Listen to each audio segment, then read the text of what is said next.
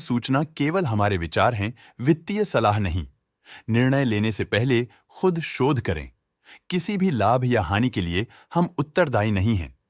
आज हम देख रहे हैं एफल 3 लिमिटेड के 2025-26 Q1 की consolidated financial performance. Starting with the sales, पिछले क्वार्टर से सेल्स में 3% का इंक्रीज हुआ है, मगर कंपनी ने पिछले साल के मुकाबले 19.5% का सेल्स इंक्रीज रिपोर्ट किया। Expenses 3% quarter on quarter increase हो गए हैं, जो साल भर के 16% के राइज के साथ अलाइन करता है। क्वार्टरली एक्सपेंसेस के कंपैरिजन में सेल्स इंक्रीज होना दिखाता है कंपनी ने अच्छा परफॉर्म किया। ईयरली कंपैरिजन दिखाता है कि कंपनी ने इस साल अपनी परफॉर्मेंस में सुधार किया है। ऑपरेटिंग प्रॉफिट, जो पिछले साल के कंपैरिजन में 34% अप हुआ है, quarter on quarter around 4% increase हुआ है। Operating profit margin (OPM) annual basis पे 2.5% से इंक्रीज हुआ है और पिछले क्वार्टर के कंपैरिजन में 0% से इंक्रीज हुआ है। एक्सेप्शनल आइटम्स को ऐड करके अदर इनकम पिछले क्वार्टर के कंपैरिजन में -9% गिर गई, बावजूद इसकी ईयरली डिक्लाइन -31.5% हुई है। इंटरेस्ट एक्सपेंसेस पिछले क्वार्टर से -25.5% डाउन हुआ, लेकिन ईयर ओवर ईयर डिक्रीज -52% हुआ है। डिप्रिशिएशन कॉस्ट्स में क्वार्टरली -3% का डिक्लाइन देखने को मिला और ईयरली बेसिस पे 34% का इंक्रीज देखा गया। प्रॉफिट बिफोर टैक्स एनुअली 21% बढ़ा, लेकिन प्रीसीडिंग क्वार्टर से 4% बढ़ा है। इस साल कंपनी ने 19% टैक्स पे किया और क्वार्टरली कंपनी ने 18% टैक्स पे किया है। नेट प्रॉफिट ने ईयर ऑन ईयर 22% का इंक्रीज दिखाया, लेकिन लास्ट क्वार्टर से 2.5% का इंक्रीज हुआ है। इस क्वार्टर में कंपनी का परफॉर्मेंस ठीक रहा, ऑपरेशनल एफिशिएंसी में कुछ सुधार हुआ है।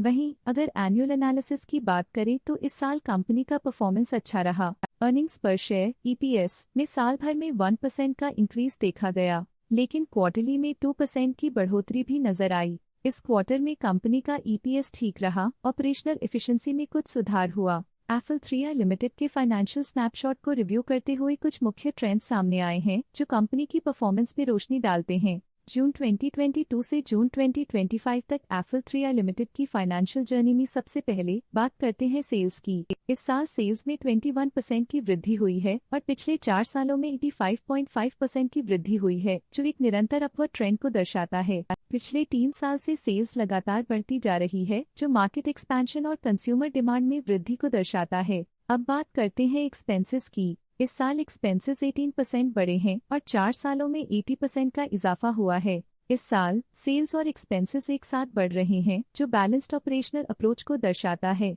ऑपरेटिंग प्रॉफिट का सफर स्टेडली ऊपर चढ़ रहा है, इस साल 33% की बढ़ोतरी के साथ और पिछले 4 सालों में 108.5% का नोटिसेबल राइज हुआ है। पिछले 3 साल से ऑपरेटिंग प्रॉफिट लगातार बढ़ रहा है, जो कॉस्ट मैनेजमेंट और ऑपरेशनल कुशलता को दर्शाता है। नेट प्रॉफिट का सफर ऊपर की ओर चल पड़ा है, इस साल 26% की चढ़ाई के साथ पिछले 4 सालों में 71.5% की शानदार वृद्धि हुई है। पिछले 3 साल से नेट प्रॉफिट लगातार बढ़ रहा है, जो फाइनेंशियल हेल्थ को मजबूती देते हुए इन्वेस्टर्स का ध्यान आकर्षित करता है। EPS के लिए रास्ता कठिन रहा है, इस साल EPS -9% डिक्रीज हुआ और पिछले 4 सालों में कुल मिलाकर -34% की गिरावट हुई है। चलिए अब बात करते हैं शेयर होल्डिंग पैटर्न की।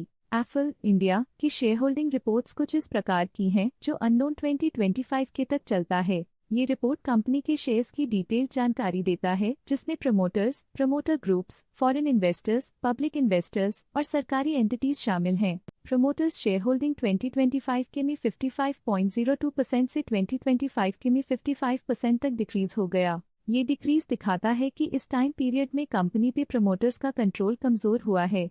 पब्लिक हेल्थ शेयर्स का परसेंटेज 2025 के में 13.48% से 2025 के में 12.69% तक डिक्रीज हो गया।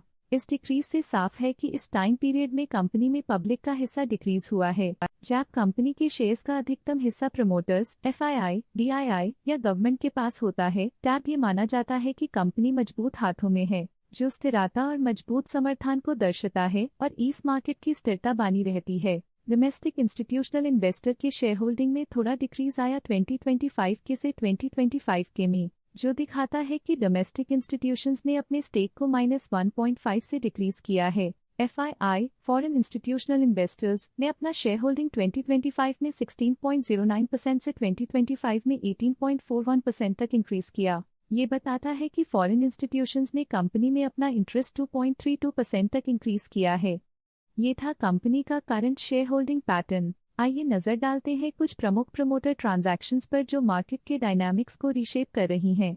1 जुलाई 2025 को मनीष खुराना ने 75 शेयर्स एग्जिट कर लिए 2010 रुपीस पर यूनिट के हिसाब से, जिसका टोटल था 1.5 लाख। 30 जून 2025 को apple India limited employees welfare trust ने 1.4 शेयर्स बेचे 2002.65 रुपीस पर यूनिट के हिसाब से, जिसका टोटल था 27.8 लाख। 30 जून 2025 को कपिल मोहन भूटानी ने 5.7 शेयर्स एग्जिट कर लिए 2032.21 रुपीस पर यूनिट के हिसाब से, जिसका टोटल था 1.2 करोड़। 30 जून 2025 को कपिल मोहन भूटानी रिवाइज्ड ने 5.7 शेयर्स बेचे 2032.21 रुपीस पर यूनिट के हिसाब से, जिसका टोटल था 1.2 करोड़।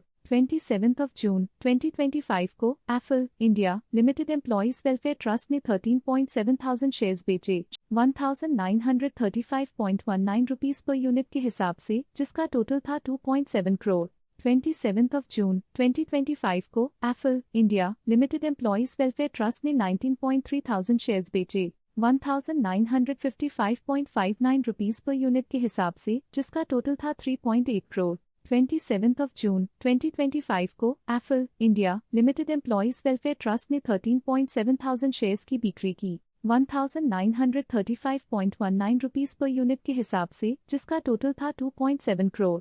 इस क्वार्टर की प्रमोटर डील्स के विश्लेषण को समाप्त करते हुए हम उम्मीद करते हैं कि आपको ये जानकारियां नई इंसाइट्स प्रदान करती होंगी। अब नजर डालते हैं एफल इंडिया की स्टॉक रिकमेंडेशन पे। इस स्टॉक का करंट प्राइस 1626.25 रुपीस चल रहा है। शेर खान ने स्टॉक की बाय रिकमेंडेशन दी थी। उन्होंने स्टॉक का टारगेट प्राइस 2250 का अनुमान लगाया था। रिकमेंडेशन के समय स्टॉक का प्राइस 1963.3 चल रहा था, जो करंट प्राइस से 10% अप है। आज के लिए फाइनेंशियल सेक्टर में इतना ही। देखने के लिए धन्यवाद। स्टॉक लेटेस्ट न्यूज अपडेट के लिए चैनल को सब्सक्राइब करें और वीडियो को लाइक एंड शेयर करें।